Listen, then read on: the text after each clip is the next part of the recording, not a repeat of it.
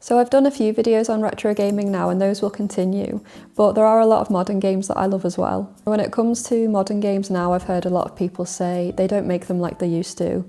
And in a lot of ways, I agree with that. Like a lot of people, I'm really sick of games with microtransactions, games that are very, very overstimulating. You know, for example, I can't play Marvel Rivals at all, or a game like that. There's just far too much going on. I hate anything with AI slop, any corporate greed projects, and don't even get me started on shovelware disguised as cozy gaming. The thing I love a lot about retro games is that so many of them had such a special soul to them that was hard to replicate. You could really feel the love, you could feel the human creativity that was just poured into them.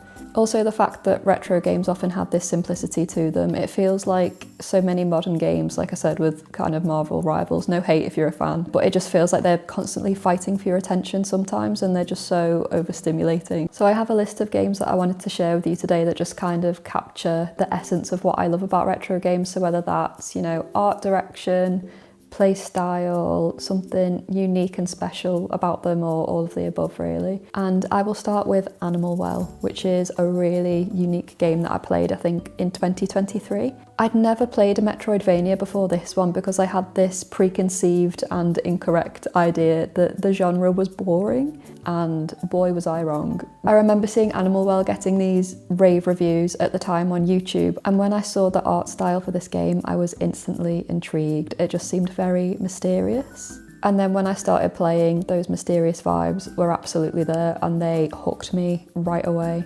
From the first frame, I remember thinking, who am I? Who's this character?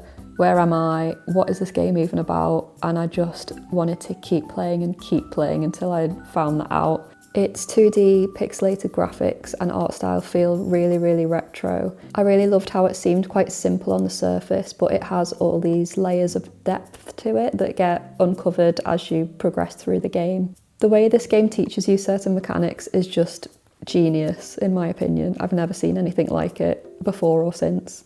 I'm not going to say anything specific about that because I think to have the best experience with Animal Well, you should go in blind like I did.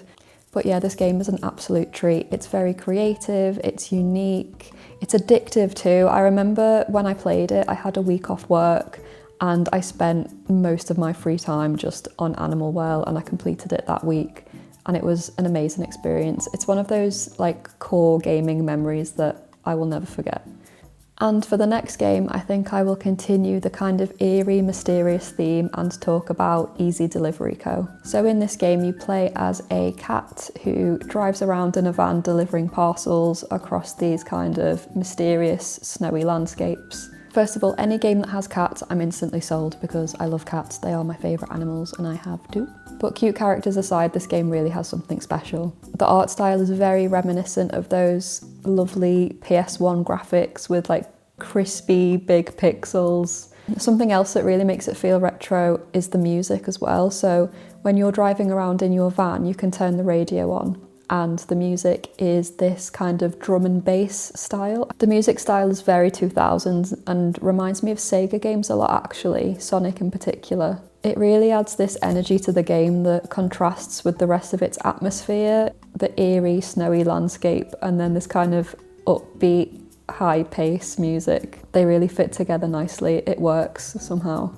I don't want to say too much about the story. I actually haven't finished the game yet myself, so no spoilers in the comments, please. So I don't know where the story's going to go, but I will vaguely say without giving any spoilers. When I was playing it quite recently, I went to go and get a snack in real life and just left the van running in the game. And when I got back, something had happened and the game had changed. And that's all I'll say. So next up, I'm going to switch up the atmosphere a little bit and tell you about a game that's a bit more bright and cheery, but still has an element of mystery to it, and that is Dave the Diver. This game has so much charm to it. It's really unique and widely loved, I think. I think it's done really well for itself, actually. It's another example of polished simplicity done really, really well. So in this game, you play as Dave, who is obviously a diver, and by day you dive for fish and collect ingredients, and then by night you work in a sushi restaurant. The daytime diving parts are really, really fun. They're full of exploration and you get to use all kind of different interesting tools to catch fish with as well. Nighttime is more of a business simulator, but it's not a kind of stressful, complicated business simulator. I love the pixel art style and the way that the characters have been designed. They are so good.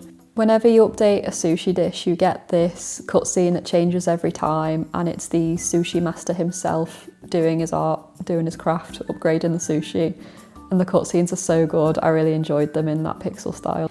Also, the bright under the sea style of the game really reminded me of the 2000s, where we had all of that tropical imagery everywhere. All of the Fruitager Aero vibes are very present in Dave the Diver, I feel like. For me, the only downside of this game is that it makes me crave sushi real bad. And then next we have Tunic. So Tunic is a game where you play as a little fox who is some kind of warrior or knight. It's very, very reminiscent of the older Zelda games to me. You can really see the clear inspiration that it's taken from the series. The fox character you play as is really adorable, and the graphics are in a tilt shift effect, which is really pretty to look at. One thing about me is I love concept art, and I came across this absolutely gorgeous concept art book for Tunic that I'd like to get one day. I think it's quite expensive, so maybe not yet, but it looks really good. But don't be fooled by the very cute art direction, because this game is quite hard. I found myself having to try and beat certain enemies over and over and over again. It was quite a challenge. It almost feels like a Souls-like game because you have to roll dodge quite a lot. Maybe it is, maybe it technically is, I'll have to look it up. But yeah, it's a challenging one, but it's a lot of fun and very cute, so I recommend. If you like old Zelda, you'll like this game. Next up we have Astrobot. Now I know what you're thinking.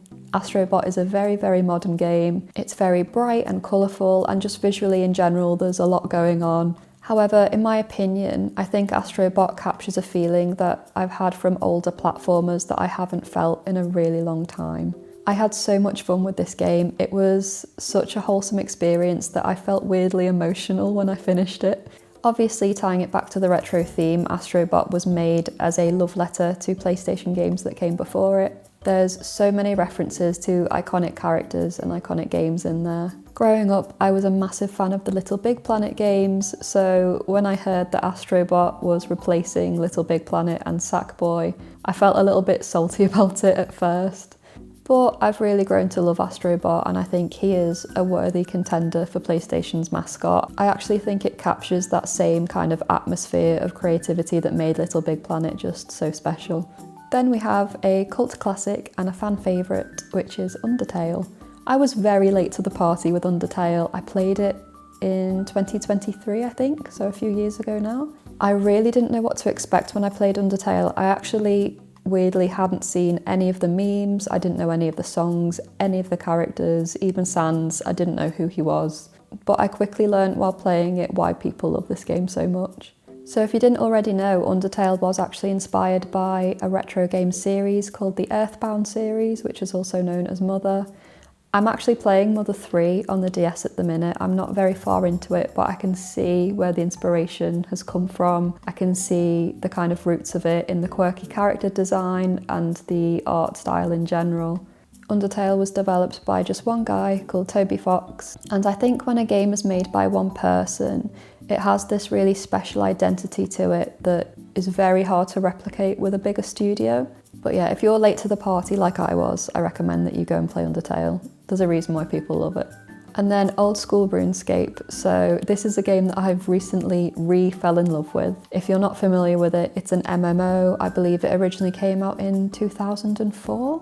It's a fantasy MMO, a bit like World of Warcraft. I think the two are like each other's main competitors. And if you grew up playing RuneScape as a child like I did, you'll be familiar that in 2013, they changed the game completely into something called RuneScape 3. And I remember logging in one day and seeing the graphical upgrade and seeing that the characters and the world looked nothing like they used to. And I hated the upgrade so much that I quit the game.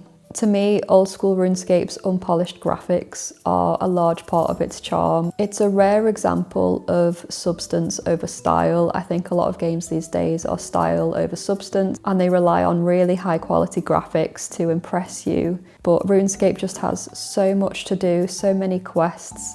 It can be a really social game as well if you want it to be, or you can play alone. I really like the variety that you have with the game. So Old School Runescape is less inspired by a game that came before it and more a continuation of a game that already existed.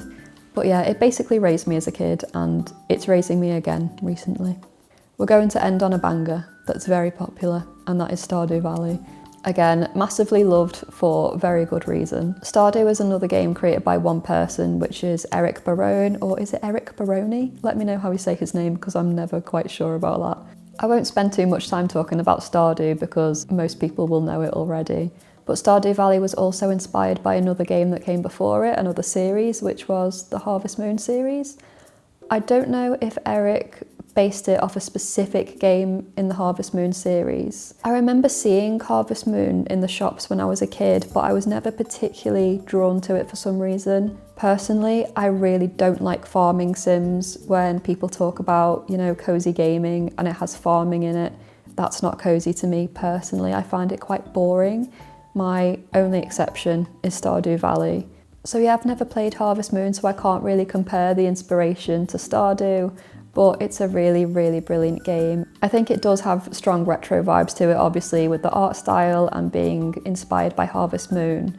But to me, it's the definition of a true timeless game. The gameplay loop is so replayable. I don't think I'll ever stop playing Stardew. It's just one of my favourites. So it's getting quite dark now, so I've got to stop filming. But that was my list of kind of modern games that feel like retro classics. Let me know of any games that you like that are modern and really feel like retro, or let me know what you think retro games get right and modern games don't always. My last video was a GameCube collection and I had so many comments recommending different games to me, so I'd always love to hear your game recommendations. I think I'm going to do another video where I buy GameCube games that were recommended to me in those comments because they were just so good. But yeah, let me know if you'd like to see that, and if you've got any games that you'd like to recommend to me, let me know.